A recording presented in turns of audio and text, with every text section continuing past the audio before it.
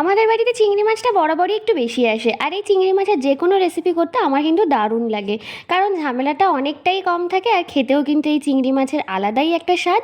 তাই ভীষণই টেস্টি হয় যে কোনো রান্নায় দিলে। আজকে মাত্র দুটো উপকরণেই এত টেস্টি একটা চিংড়ির রেসিপি তোমাদের সঙ্গে শেয়ার করতে চলেছি, যেটা কিন্তু অনায়াসে তোমরা বাড়িতে ঝটপট তৈরি করে নিতে পারবে।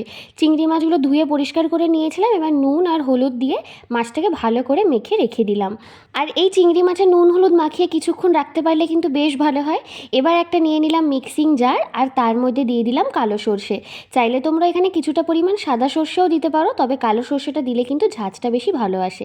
তার সাথে দুটো কাঁচা লঙ্কা আর দিয়ে দিলাম সামান্য একটু লবণ, দিয়ে জল দিয়ে একটা স্মুথ পেস্ট করে নিলাম।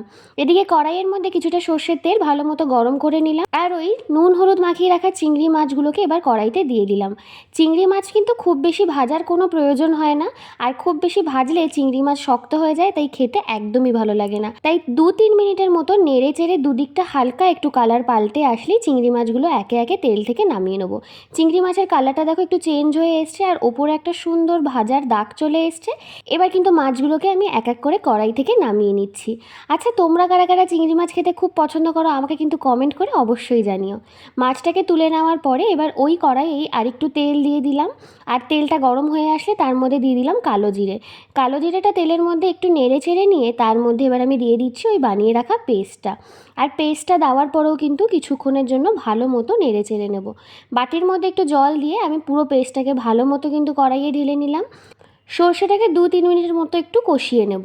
সর্ষেটা একটু কষে আসলে তার মধ্যে এবার একে একে দিয়ে দিলাম লবণ, পরিমাণ মতো হলুদ গুঁড়ো, কিছুটা লঙ্কার গুঁড়ো দিয়ে আবারও সর্ষের সাথে মশলাগুলোকে ভালো করে মিশিয়ে নিচ্ছি। আর সর্ষেটাকে বেশি নাড়াচাড়া করার কোনো প্রয়োজন নেই। এবার ওই মিক্সিং জারের মধ্যেই কিছুটা জল দিয়ে ওই জলটাই আমি সর্ষের মধ্যে দিয়ে দিলাম।